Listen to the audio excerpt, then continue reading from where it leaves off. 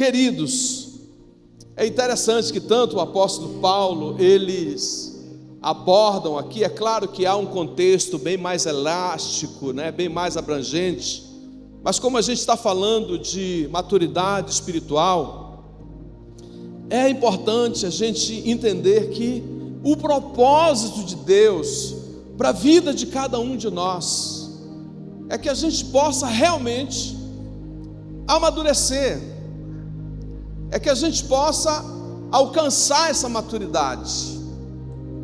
E a gente vai ver em várias áreas da nossa vida, né?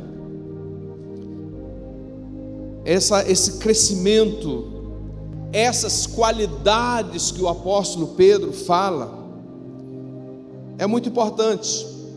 Agora, maturidade espiritual, nós podemos considerar que é um estágio da vida que nós passamos por processos, treinamentos, provas, descobertas, onde a verdade se torna o delineador da maturidade. E é interessante que nós estávamos ontem lá nesse treinamento e foi falado algo muito legal sobre a verdade, né? Nós sabemos o que diz lá em João 8:32: conhecereis a verdade vos libertará. A verdade liberta, a verdade sobre Jesus, a verdade do plano de salvação, a verdade do amor de Deus, a verdade da redenção, a verdade do arrependimento, a verdade do nascer de novo.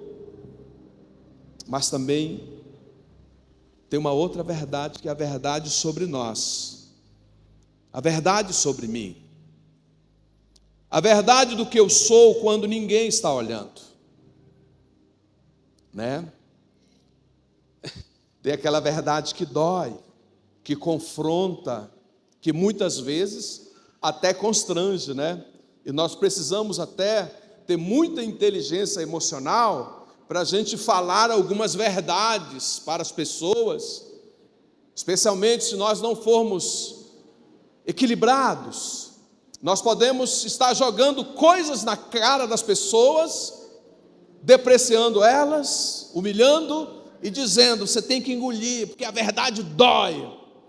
Mas sabe, amados, falo com muito carinho, essa verdade sobre cada um de nós, essa verdade que Deus sabe sobre nós, a verdade que o meu pastor não sabe sobre mim, a verdade que a minha esposa não sabe sobre mim, a verdade que eu sou quando ninguém está olhando. Eu tenho um filho que ele é policial militar, lá no Pará.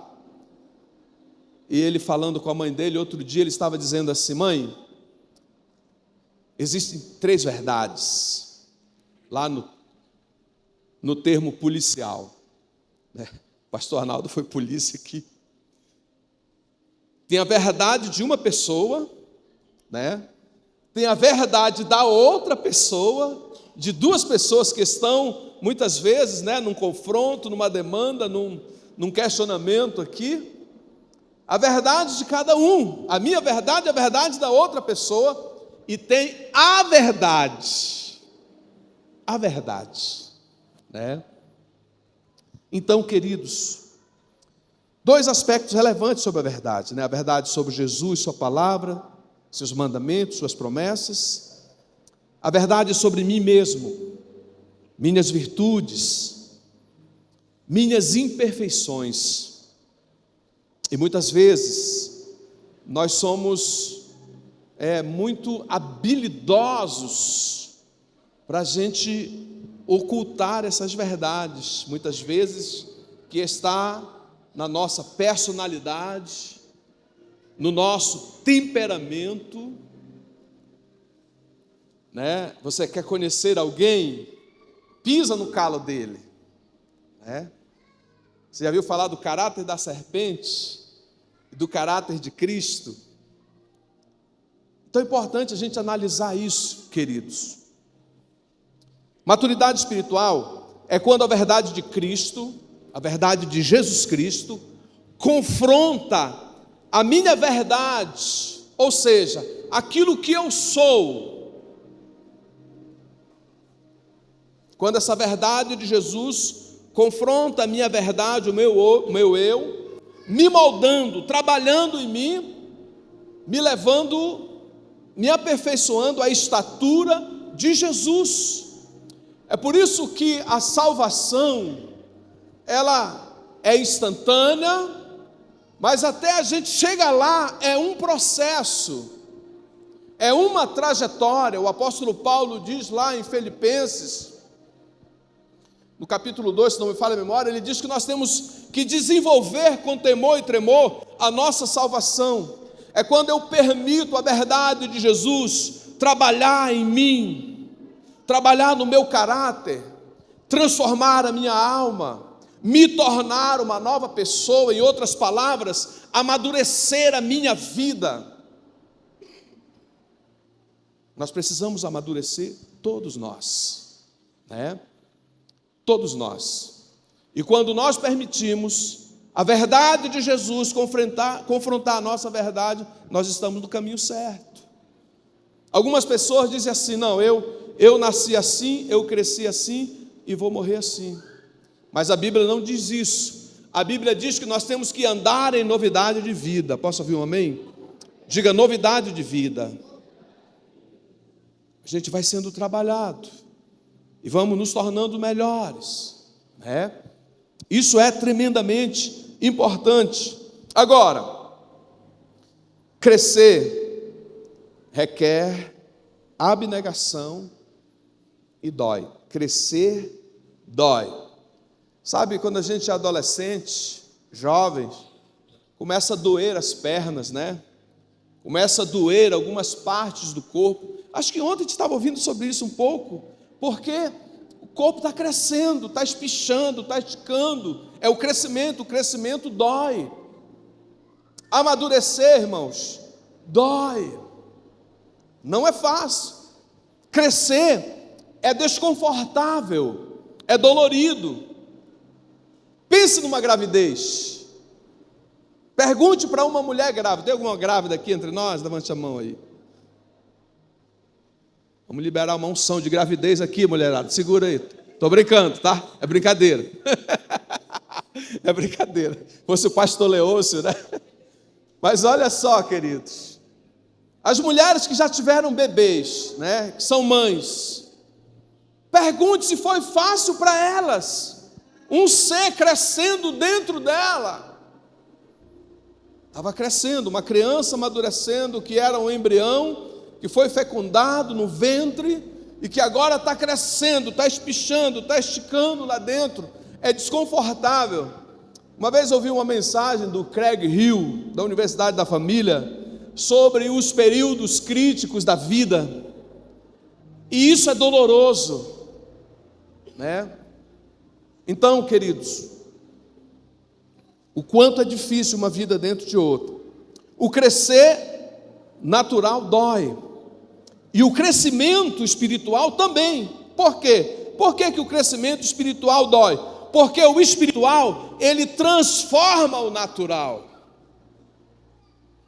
A palavra nascer de novo, que Jesus falou para Nicodemos, lá em João, no capítulo 3, que Nicodemos não entendeu muito bem.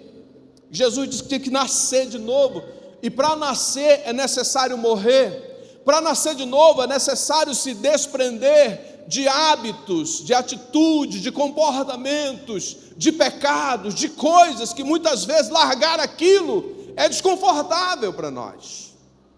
Mas quem quer amadurecer vai ter que abrir mão disso, vai ter que morrer para si mesmo, morrer para suas vontades carnais. O espiritual transforma o natural, né? 1 Coríntios capítulo 15, o apóstolo Paulo escreveu muito bem e disse: não foi o espiritual que veio primeiro, mas o natural, depois dele o espiritual. Agora entenda isso, ele está falando sobre nós. O que veio primeiro? O natural. o nascimento biológico. Nascemos como criatura, fomos gerados, né? Somos uma composição de matéria, de carne, de osso, de pele, de músculos. Esse é o natural, mas que tem uma alma dentro de si que já nasce imperfeita, e um espírito que está adormecido. Por isso que Paulo diz, primeiro é o natural, e quando ele diz depois o espiritual, aí ele está falando do novo nascimento. E o novo nascimento é incrível, é tremendo, é poderoso, é maravilhoso. Mas para manter isso aí, o natural tem que se submeter ao espiritual. E aí entra esse processo de crescimento, de maturidade, de renúncia, de abnegação. Nós precisamos entender isso, amados. Nós precisamos entender. Paulo diz mais ainda. Ele diz o seguinte, eu acho que é 1 Coríntios 7, 23 e 24, Romanos 7, 23 e 24, olha o que Paulo fala, mas vejo outra lei atuando nos meus membros do meu corpo, guerreando contra o íntimo do meu ser, tornando-me prisioneiro da lei do pecado que está em mim. Paulo é muito consciente em relação a isso, ele é muito claro, ele é muito explícito.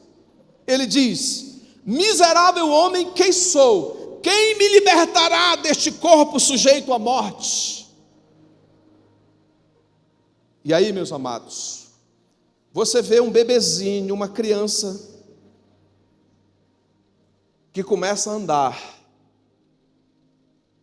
e de repente você vê essa criança distribuindo mordidas. Alguém teve filho que passou pela fase da mordida, começou a morder os outros aqui? Teve alguém? Alguns de nós tivemos. Ou então você viu atitudes daquele menino de 1 ano e meio que já está andando, correndo para todo lado, que você pensa, eu não ensinei isso para essa criança. Você vê algumas sutilezas, você vê às vezes até ele confrontando você. Quem passou por isso como pai e mãe aqui? Por causa de quê? Por causa disso que Paulo está falando. Ei, e aí de repente nós estamos com a tela do nosso celular aberto, ou então a tela do computador aberto, do tablet, de qualquer outro equipamento, e lá vem um convite, e lá vem uma sugestão, e essa lei que atua, essa lei do pecado que atua para destruir, porque a Bíblia diz que o salário do pecado é a morte, e se eu não tiver maturidade, se eu não tiver uma percepção clara do que Deus quer da minha vida, eu vou sucumbir. Quantos casamentos destruídos por conta de um relacionamento extraconjugal virtual? Quantas pessoas falidas porque se viciaram em jogos no tigrinho? Tem gente sendo, desculpe a expressão, tem gente sendo destruído pelo tigrinho. Tem gente falido por causa das bets. Vou te falar uma coisa, o diabo, tem gente que acha que o diabo vem com rabo, com chifre para destruir. Meu irmão, ele vem com sapatinho de algodão. Ele vem oferecendo uma vantagem, e geralmente a pessoa que se vicia em jogo, sabe o que ela faz? Eles dão logo uma bolada. Teve gente que da primeira ganhou 5 mil, aí pensou, estou feito, acabou-se miséria, acabou a pobreza, acabou tudo. E sabe, irmãos, a pessoa acaba destruindo a sua vida financeira, seu casamento, perdendo carro, perdendo casa. Eu vi isso. Cheguei na casa de um rapaz que ele estava colocando a corda para se matar. A esposa disse, não quero mais nada contigo. Por quê? Porque essa lei que guerreia, que permeia a nossa mente, que muitas vezes torna as coisas fáceis, e porque não tem maturidade, aí a gente acha que é mel na chupeta, estou dentro, não é verdade? Com muito carinho eu falo isso, irmãos. Paulo reconhece. Eu, lá em Santarém, lidando com um caso lá, um dia o marido chegou comigo e minha esposa e disse: pastor, me ajuda, pastora, me ajuda. Minha mulher está flertando com um homem pela rede social, lá do Oriente Médio, o cara era lá do Líbano. Me ajude no meu casamento, pelo amor de Deus. E lá vai eu com a Thelma reunir com o casal. Você sabe que existem aplicativos que deixam os olhos da gente azul? É ou não é? Muda a cor da pele, tira a barriga, né? Fica tudo dividido. Aí eu fui lá e conversando com o casal, e o homem lutando pelo seu casamento. Aí eu fui olhar o Face da mulher. Aí lá no Face, meu irmão, falei: olha, meu bem, essa aqui.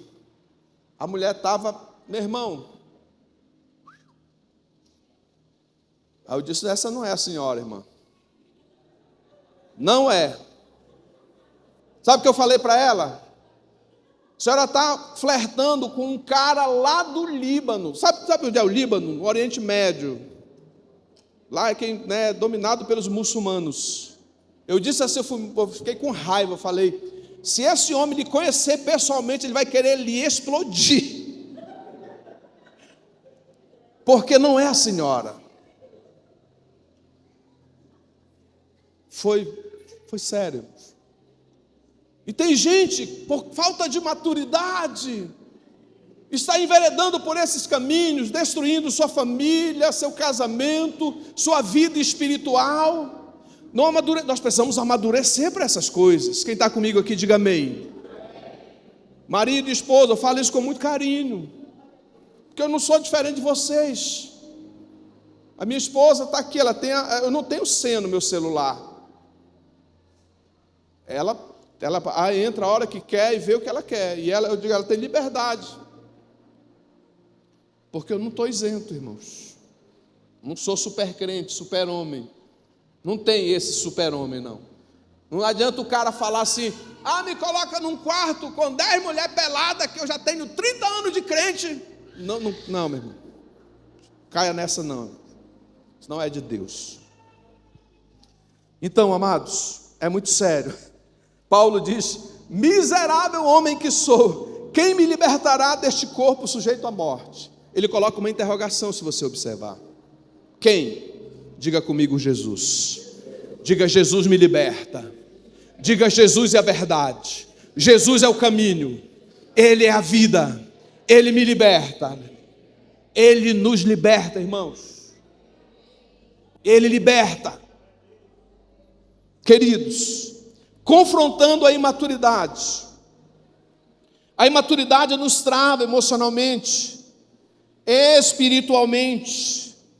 Isso afeta diretamente os nossos relacionamentos pessoais e interpessoais. Isso afeta a nossa família. Saiu trabalhando, mas é o nosso trabalho e ministério. Uma pessoa que não amadurece espiritualmente, ela trava em tudo, irmãos. Ela perde seu filtro, ela perde a visão, ela perde o foco, ela perde a perspectiva de vida. Uma pessoa que não amadurece, amados, ela não vai chegar a lugar nenhum. Não vai chegar. O apóstolo Paulo diz em 1 Coríntios, capítulo 13, versículo 11, ele diz assim: quando eu era menino, falava como menino, pensava como menino, né? Raciocinava como menino. Quando me tornei homem, deixei para trás as coisas de menino. Amados, você já pensou no potencial que você tem como pessoa, como pai de família, mãe de família, como profissional que você é, como discipulador, como líder, como membro dessa cidade abençoada que é Cuiabá, né, dessa região do Mato Grosso, Cuiabá, Várzea Grande, como essa região aqui? Você já pensou você sendo usado por Deus em todo o seu potencial, amadurecido, preparado, capacitado? Por isso que Pedro fala, essas coisas existindo em vocês, existindo em nós. Então nós precisamos, claro, além de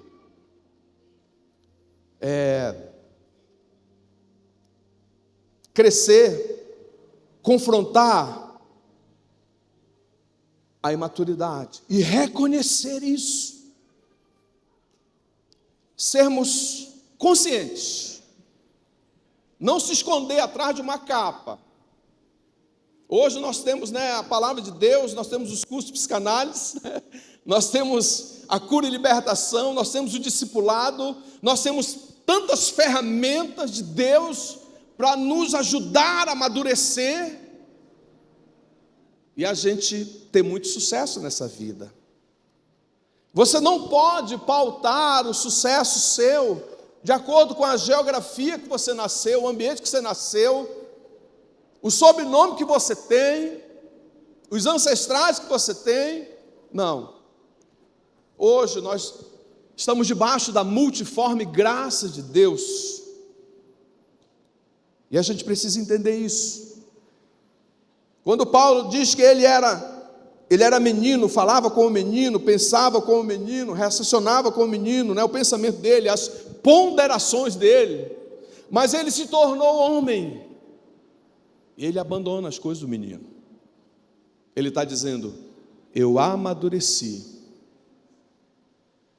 eu estou amadurecendo, eu sou uma nova, não é isso que a Bíblia diz, 2 Coríntios 5,17, aquele que está em Cristo, o que é que ele é? As coisas velhas, nós não podemos viver à sombra de coisas do passado, de coisas velhas. Nós vivemos na sombra do Altíssimo, no esconderijo de Deus, debaixo da graça. Paulo diz, maior aquele que está em nós do que aquele que está no mundo, maior aquele que está em você, é Jesus que está em nós. E essa verdade, ela nos capacita, ela nos amadurece, ela faz a gente deixar para trás as coisas de menino.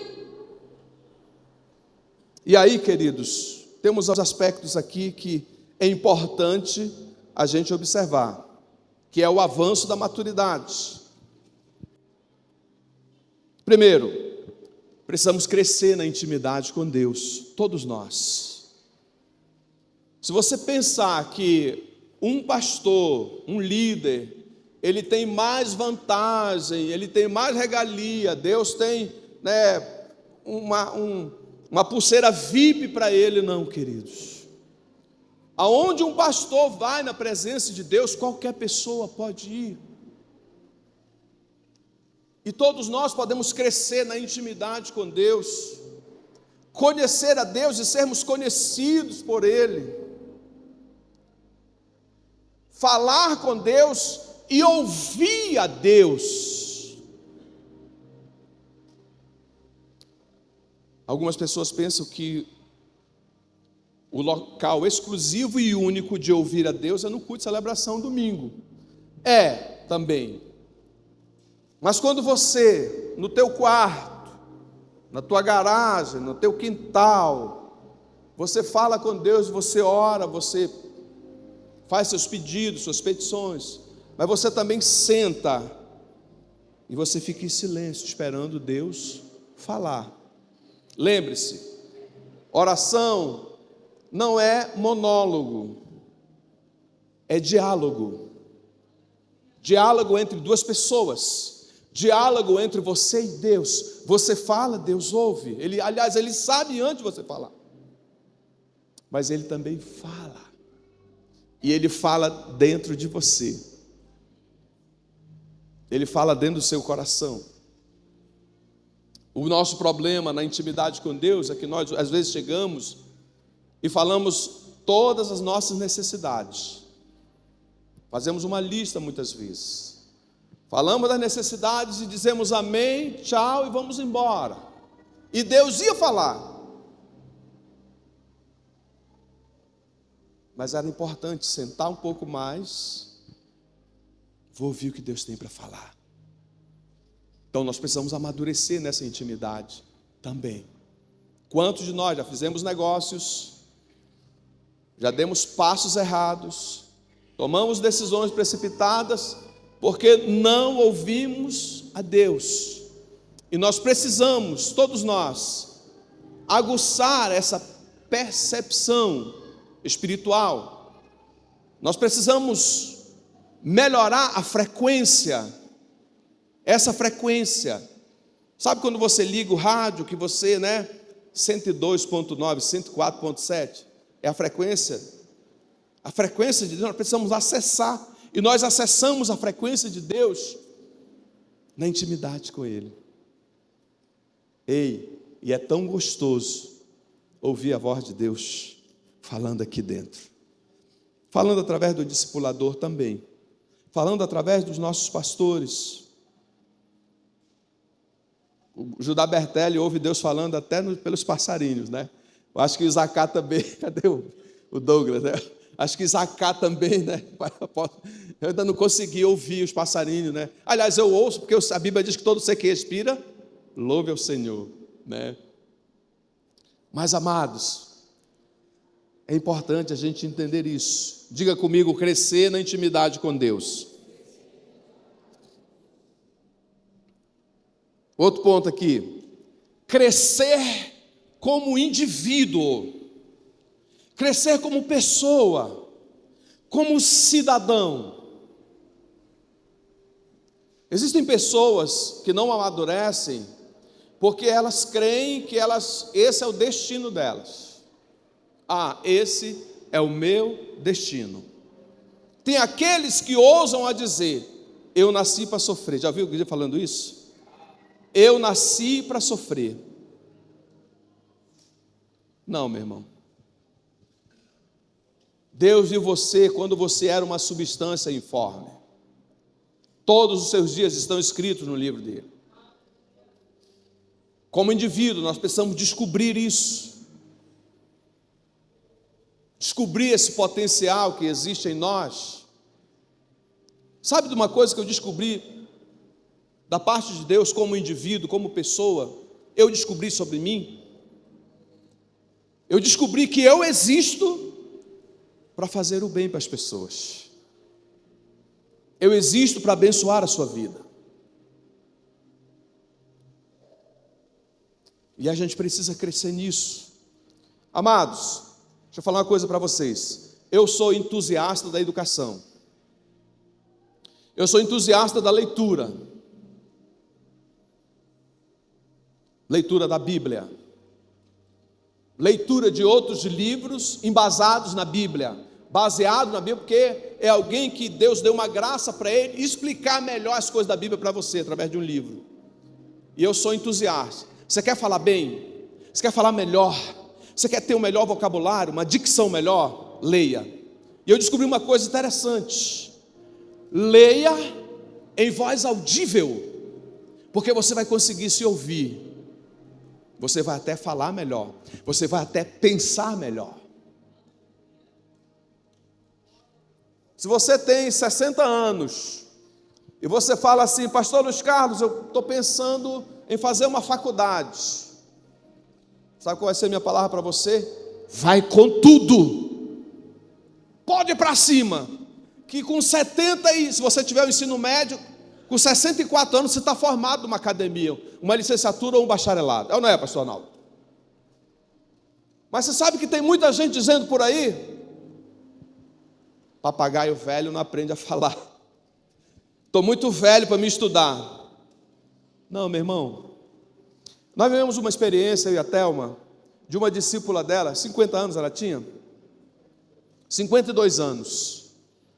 Aquela mulher, ela era merendeira. Esse é o nome que dá? Merendeira na escola? Acho que tem um outro nome. Acho que é merendeira mesmo, né? Que faz a refeição dos alunos. Oi? Certo, é isso aí. Ela falou com a Thelma, disse assim: pastora, eu não tenho nem... Olha, trabalhando numa escola, ela não tinha nem o ensino fundamental. Aí ela disse: eu estou pensando em estudar. Aí a Thelma disse: pode ir. Dentro de um ano, ela concluiu o ensino fundamental. Aí ela voltou, o discipulado era lá em casa. Ela disse: agora eu estou querendo fazer o médio. A Thelma disse: pode ir. E uma colega dela, que trabalhava junto com ela, falou para ela assim: tu não acha que tu está velho demais para estudar? Aí eu passei lá perto e ouvi. Eu digo: não ouça essa voz que é do Satanás. Não ouça essa voz. Ela concluiu mais um ano o ensino médio. Aí ela voltou com a Thelma e disse: pastora, concluí. Segundo ano, né? Primeiro ano fundamental, segundo ano ensino médio, pelo EJA, né? Ela disse: estou pensando em fazer uma faculdade. Aí eu vibrei, eu disse: uau, vá para cima, irmã. E hoje ela é formada, com 58 anos, 56, até 52, 58 anos. Aliás, com 60, é isso mesmo, perdão. Com 60 anos, ela estava recebendo um canudo de assistente social. 60 anos, ainda tem muito quilômetro para rodar. Quantos anos você tem, Arnaldo? Vai fazer 60, ainda está ainda. Com 60 anos, aquela mulher se formou numa faculdade. Se ela fosse ouvir a outra que estava dizendo: tu não está velha demais, nunca ela ia conseguir isso. Nós fomos enviados, não sei, mas acho que ela está trabalhando e tudo, mas a vida dela mudou, ela cresceu como indivíduo. Quem está me entendendo aqui, diga amém. Então, muitas vezes a gente pensa assim: não tem oportunidades. Querido, hoje as coisas estão avançadas, evoluídas. Eu tenho um curso de teologia. Eu cheguei lá em Sorriso, eu fui matricular meu filho para fazer administração. E vi que não era caro o curso. Estou fazendo administração. Estou fazendo faculdade, estou com 55 anos. Nem parece, né? Estou brincando. Diga comigo: eu preciso crescer como indivíduo, como pessoa, como cidadão. Amém, amados? Glória a Deus por isso. Então cresça, né? Cresça profissionalmente. Está envolvido também. Algumas pessoas, o que eu vou falar aqui, por favor, não me interprete mal. Algumas pessoas, elas entram numa empresa, elas têm todo o trabalho é digno, seja um auxiliar de serviços gerais, seja o zelador, todo o trabalho é digno. Mas se essa pessoa, ela for uma pessoa que ela é uma pessoa, sabe, que ela quer um crescimento próprio também, que ela crê que Deus pode abençoar, ela pode se tornar o gerente ou até o proprietário daquela empresa. Porque lá não tem só vaga de auxiliar de serviço geral, lá não tem vaga só de zelador, lá tem vaga de motorista, almoxarifado, secretário, porteiro, gerente, outros departamentos. E se ela for uma pessoa dedicada, polivalente, altruísta, ouça essa palavra: coração ensinável. Diga comigo: coração ensinável. O coração ensinável nos leva a aprender. Aprender.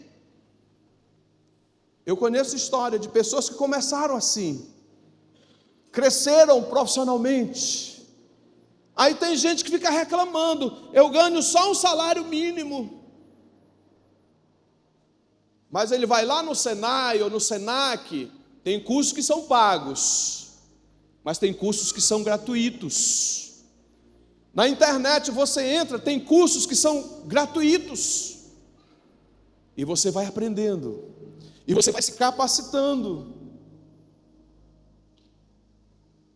Você vai melhorando profissionalmente. Quem está comigo aqui, diga amém. Ninguém nunca começa de cima, não é verdade? O Joilton está bem aqui na minha frente. O Joilton hoje ele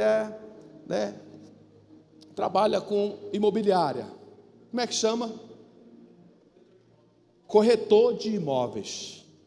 Quando o Joilton começou a vender a primeira casa dele, ele não tinha expertise ainda. Ele não estava preparado. Ele começou, não é verdade? Mas aí o que aconteceu? Ele foi crescendo, ele foi aprendendo, ele foi buscando conhecimento na área. Tem curso para isso? Qualquer pessoa pode fazer? Tem no ensino médio? Hoje ele é um corretor de... eu fico olhando o status dele no Instagram. Uau, cada casa, né? Se eu estivesse morando aqui em Cuiabá, eu aplicar café para comprar uma casa que ele vende. Mas já pensou se ele estagna lá? Não, isso não dá para mim, não é para mim. Diga: crescer profissionalmente. Uau! Outra coisa, crescer financeiramente. Aqui é um ponto que nós precisamos crescer. Por quê? Porque as escolas seculares, o ensino fundamental, médio, até mesmo a faculdade, não dá um curso de finanças. Um curso, acho que tem curso de economia, né? Tem já, né? Administração, essas coisas, mas um curso assim básico para finanças.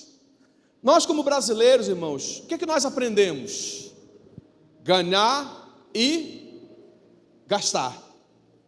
Ganhar e gastar. E porque nós não crescemos, amados, financeiramente, a gente acaba estourando o orçamento. Falo isso com muito carinho, porque isso faz parte da realidade do brasileiro. Ainda mais, escute só, ainda mais nessa recessão que tem hoje. Existem dados aí de que o brasileiro, mas não sei se é cerca de 60% a 80% dos brasileiros estão endividados. Uma das razões é a recessão. E a outra é a má administração. Eu estava num restaurante, passei para comprar uma marmitex lá, e perguntei para uma moça: quanto é a carteira de cigarro? Falando para a questão ímpia, né? Da pessoa que é ímpio. Ela disse: o cigarro mais barato que tem aqui é R$13. Aí ela disse: o meu marido fuma. Ele fuma 2 carteiras por dia. Aí o cara fuma R$26 por dia. Faz essa soma aí, quanto que dá? 26 vezes 30. No mês, quanto que ele gasta? Aí eu disse para ela: e olha só, ele gasta isso aqui por mês. Agora multiplica por 12 meses.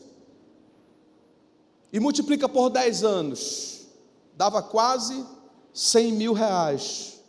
Se ele tivesse investindo em alguma coisa, talvez só na poupança, estava seguro lá. Então, nós crentes, amados, nós temos uma vantagem. Qual é a vantagem nossa? Não temos vício. Diga: eu não tenho vício. A não ser que tenha o vício do tigrinho. Né? A não ser que seja o vício das betes. Mas eu falo com muito carinho, amados. Se nós organizarmos e formos criteriosos. Eu comprei um carro recentemente, eu comecei a pagar esse carro na pandemia. Eu estava falando do pastor Elson agora ali. Esse carro custou 95 mil praticamente, 94.900, 95 mil. Começamos a pagar no osso. Quando eu cheguei em Sorriso, faltava 12 parcelas.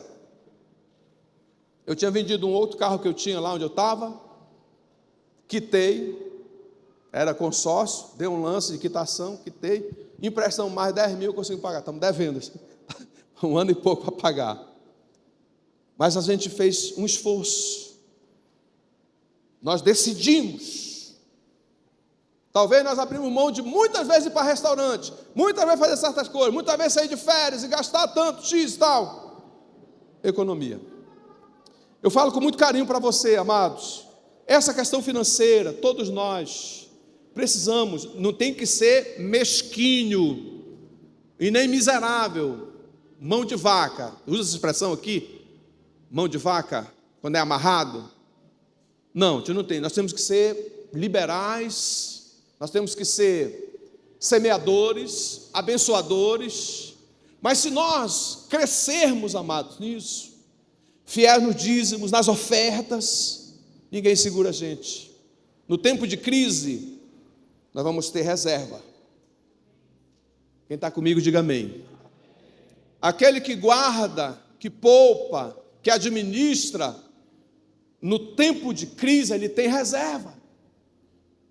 Existem pessoas que, se você der R$1 milhão para ela, ela gasta tudo, e ela não investe em nada. Ela consome tudo aquilo sem ter um projeto, sem ter uma perspectiva, um objetivo, e ela zera tudo. Meu Deus, eu não cheguei nem na metade da mensagem. Vamos lá. Crescer como família. Vou já encerrar, irmãos. Diga comigo, crescer como família. Diga, crescer financeiramente. Crescer como família. Como marido, como esposa. Nós não somos perfeitos, mas nós podemos melhorar. É ou não é? Como marido, como esposa, como pai, como mãe, como filho, nós podemos crescer. Você que é pai, seja o herói da sua casa, meu irmão. Você que é mãe, seja a heroína da sua casa, minha irmã.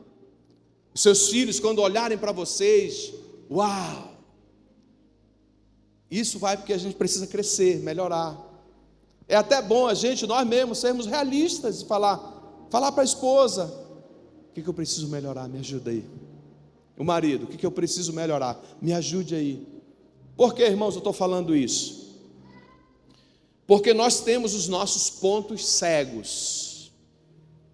Todos nós, das imperfeições. Paulo diz, que ele fala dessa lei que guerreia. Existem pontos cegos que nós não enxergamos, mas o nosso cônjuge enxerga, a nossa esposa enxerga, o marido enxerga, os filhos enxergam, e um pode ajudar o outro, dizer: amor, vem aqui, olha essa área. Não é para chegar lá, detonando, mas falar: vem cá, meu bem, meu lindão, minha lindona, olha, isso aqui não faz bem para nós, isso aqui é inconveniente, isso aqui é constrangedor, isso aqui fere, isso aqui machuca.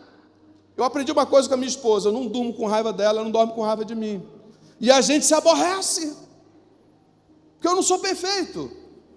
Nós aprendemos com o pastor Paulo Jeffrey a pedir perdão e perdoar, verbalizando isso. Se eu pisar na bola, se eu vacilar, eu digo: me perdoe.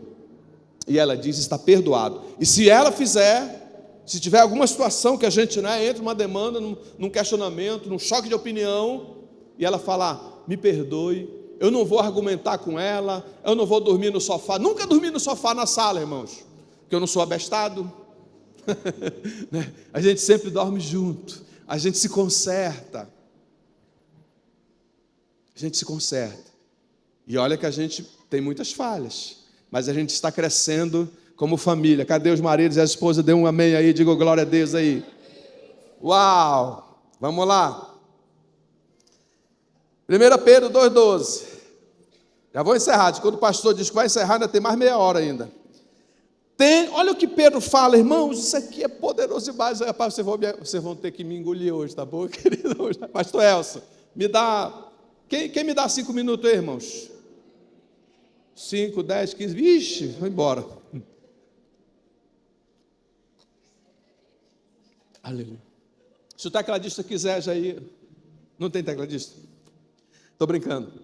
1 Pedro 2,12. Olha o que Pedro fala, irmãos. Pedro diz assim: tenham uma conduta correta entre os pagãos, para que, mesmo que eles os acusem de praticar o mal, observem as boas obras que vocês praticam e glorifiquem a Deus no dia da intervenção dele.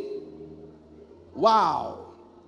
Ei, maturidade, diga comigo, maturidade é uma boa conduta. Em outras palavras, é um bom testemunho. É um testemunho ilibado. É uma pessoa agradável. Você não se sente melhor do que ninguém, mas a tua personalidade, o teu modo de falar, de agir, de aconselhar, de confrontar, de corrigir, de exortar, tem graça. As pessoas se sentem bem. Se você é gerente, se você é líder, se você lidera uma equipe, você pode ser, com a tua boa conduta, o líder mais top que existe em Cuiabá, em Várzea Grande, e região. Queridos, essa frase que foi ontem, que eu segurei. O que eu faço hoje reflete o que eu aprendi ao longo da história. Diga comigo, o que eu faço hoje reflete o que eu aprendi ao longo da história. Então, queridos, com muito carinho, é necessário ter um coração ensinável para aprender, reconhecer os processos, muitas vezes recuar, dar um passo atrás para tomar impulso e refazer o caminho. Eu me lembro do pastor Vilmar, no Instituto Bíblico. Sabe o Vilmar? Porco Velho. Uma frase que eu nunca esqueci. Lá de Porto Velho, o Porto Velho. Na escola de Deus ninguém pula cartilha, irmãos. Diga comigo, na escola de Deus ninguém pula cartilha. Tem que fazer a prova de novo, não é verdade? E aí, 2 Coríntios 3,18, está escrito assim, Paulo fala, isso aqui é tremendo, isso aqui é uma pérola muito poderosa. Paulo escreveu assim: assim, todos nós que com a face descoberta, contemplamos a glória do Senhor, estamos sendo transformados segundo a sua imagem, com glória cada vez maior, a qual vem do Senhor, que é o Espírito, aleluia. Quantos tomam posse dessa palavra? Diga assim, transformados, aleluia, transformados. Isso fala de maturidade, irmãos. Você não vai se tornar melhor do que ninguém, você vai se tornar melhor para as pessoas vão ver a sua vida, vão dizer, uau, que marido, que esposa, que patrão, que empregado, que crente, que líder, que discipulador, que pessoa incrível, que pessoa fantástica, que pessoa madura, porque você está sendo transformado, e porque você tem um coração ensinável, você permite que Deus trabalhe em você. Fique em pé, por gentileza.